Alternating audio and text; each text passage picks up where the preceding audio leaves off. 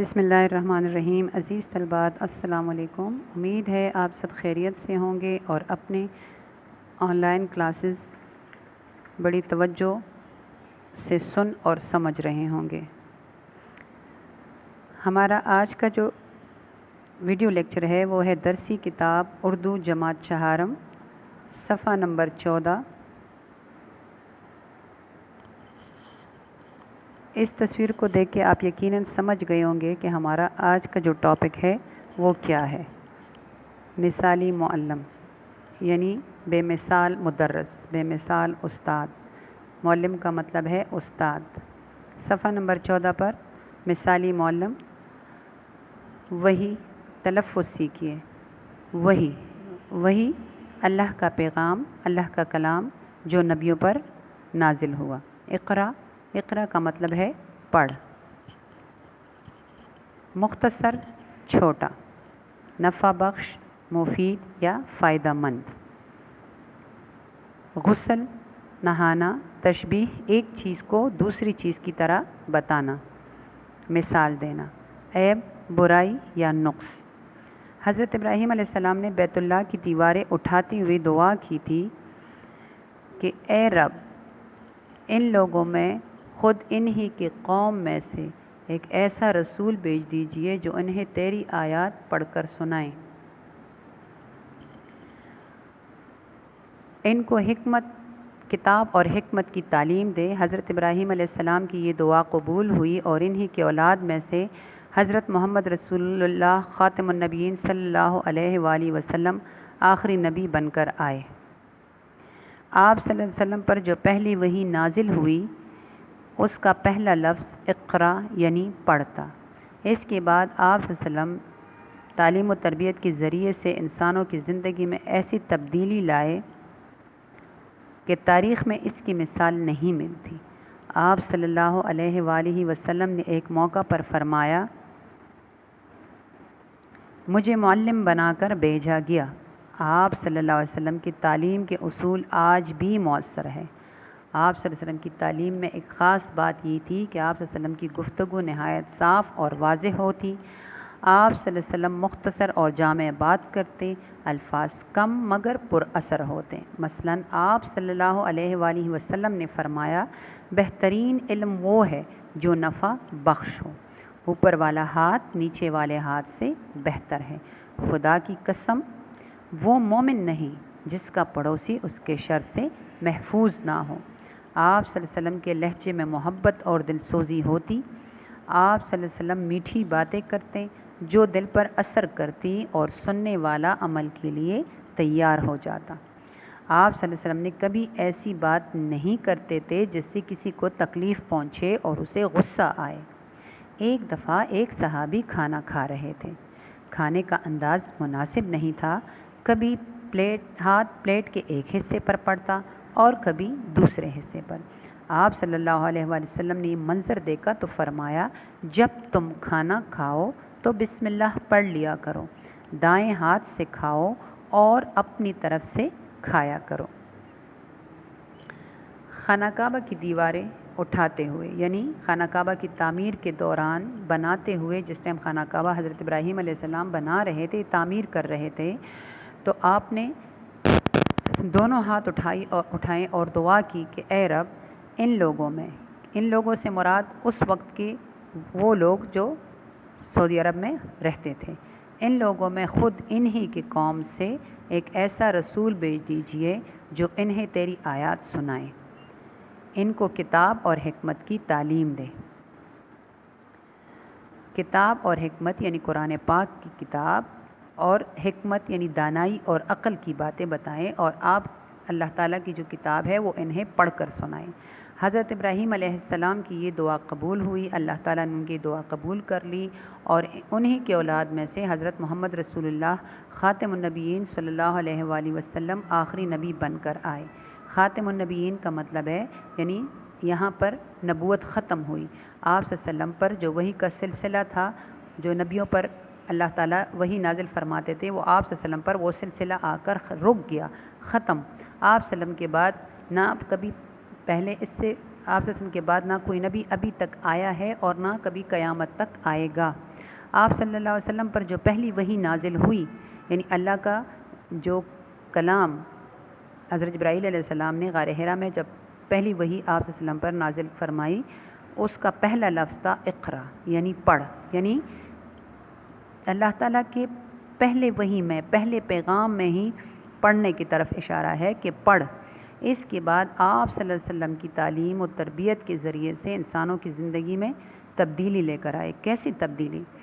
ایسے تبدیلی لے کر آئے کہ وہ تو مشرک تھے، کافر تھے، جاہل تھے، زمانہ جاہلیت کا دور تھا، لوگ بیٹیوں کو بوجھ سمجھتے تھے، ان کو زندہ دفن کرتے تھے، عورت کا کوئی مقام نہیں تھا، لوگ ایک دوسرے کا حق مارتے تھے، جھوٹ بولتے تھے، ایک دوسرے پر الزام لگاتے تھے۔ حضور پاک صلی اللہ علیہ وسلم نے ان کی ایسی تعلیم و تربیت دی کہ ان کی زندگیاں بدل گئی، انہیں اچھے اور برے میں فرق بتایا، انہیں جھوٹ اور سچ میں فرق بتایا، انہیں اپنے مال، اپنا حق اور دوسرے کے مال اور اس کے حق کے بارے میں بتایا، انہیں عورت کی عزت کرنا سکھایا۔ ایسی تبدیلی لائے کہ تاریخ میں اس کی مثال کہیں نہیں ملتی۔ آپ صلی اللہ علیہ وسلم نے ایک موقع پر فرمایا کہ مجھے معلم بنا کر بھیجا گیا، یعنی مجھے مدرس بنا کر بھیجا گیا، مجھے استاد بنا کر بھیجا گیا، مجھے پڑھانے والا بنا کر بھیجا گیا، یعنی میں آپ سب کو اللہ تعالیٰ کا پیغام سنانے، پیغام پڑھانے اور سمجھانے آیا ہوں۔ اللہ تعالیٰ نے مجھے معلم بنا کر بھیجا ہے۔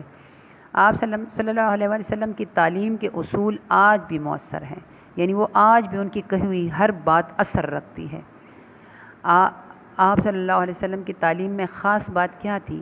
خاص بات جو آپ صلی اللہ علیہ وسلم کی تعلیم میں تھی وہ یہ تھی کہ آپ بہت نہایت صاف اور واضح الفاظ میں گفتگو کرتے، بات چیت کرتے۔ جب آپ کسی سے بات کرتے تو وہ بات مختصر ہوتی، چھوٹی ہوتی، لیکن مکمل ہوتی، اور اگلا اس بات پر مکمل طور پہ سمجھ جاتا، اور سمجھ کر اس پر وہ الفاظ ایسے اثر کرتے کہ وہ پھر ان الفاظ پر عمل کرتا، جو سن لیتا ان باتوں پر وہ عمل کرتا۔ آپ صلی اللہ علیہ وسلم نے ایک موقع پر فرمایا بہترین علم وہ ہے جو نفع بخش ہو، یعنی آپ صلی اللہ علیہ وسلم نے یہ ایک چھوٹی سی لائن ہے، بہترین علم وہ ہے جو نفع بخش ہو، یعنی اتنی چھوٹی بات لیکن اتنی مکمل بات، اتنی واضح بات کہ بہترین علم وہ ہے جو تمہیں بھی فائدہ دے اور دوسروں کو بھی فائدہ اس سے پہنچے۔ اوپر والا ہاتھ نیچے والے ہاتھ سے بہتر ہے، یعنی جو اللہ کی راہ میں خرچ کرتا ہے وہ اس مانگنے والے سے وہ ہاتھ بہت بہتر ہے۔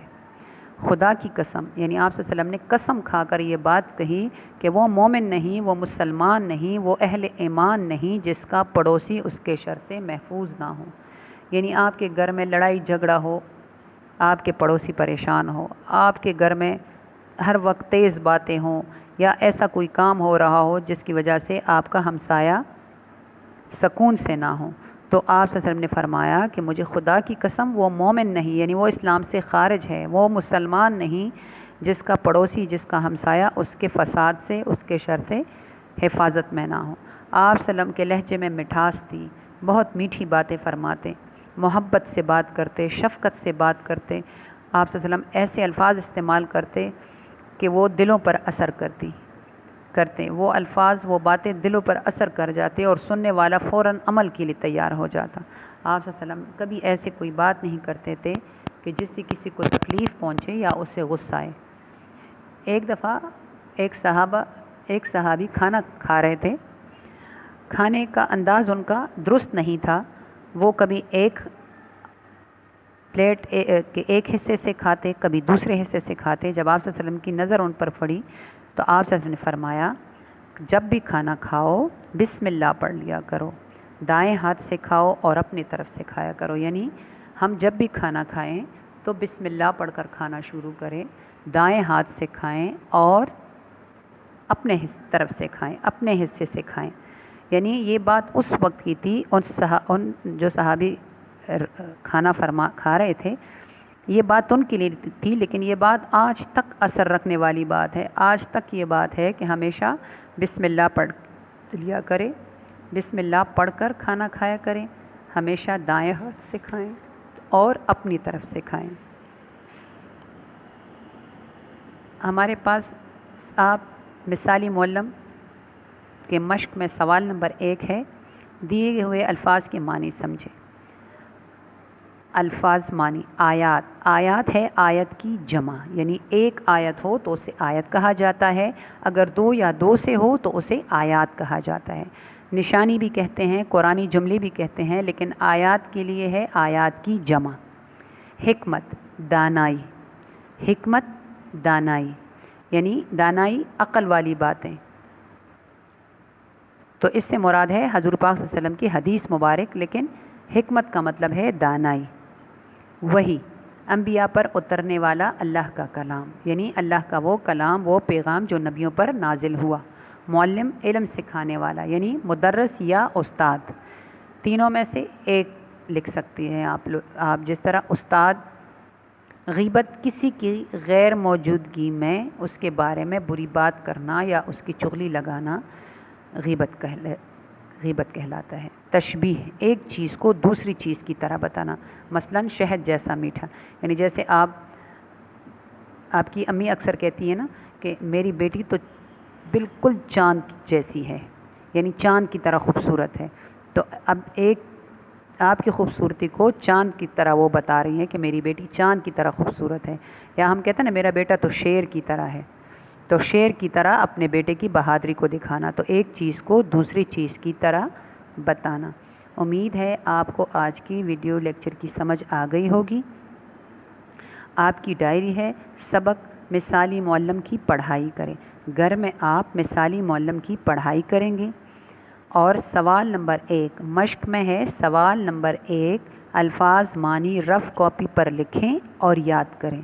یہ جو آپ کو الفاظ معنی میں نے سمجھائے ہیں، آیت، حکمت، دانائی، وحی اللہ کا کلام، معلم استاد، غیبت بری بات کہنا، کسی کی غیر موجودگی میں اس کی برائی کرنا، تشبیہ ایک چیز کو دوسری چیز کی طرح بتانا، یہ آپ کا ہوم ورک ہے، یعنی گھر کا کام ہے۔ آپ رف کاپی میں یہ الفاظ معنی لکھیں اور اس کو یاد کریں۔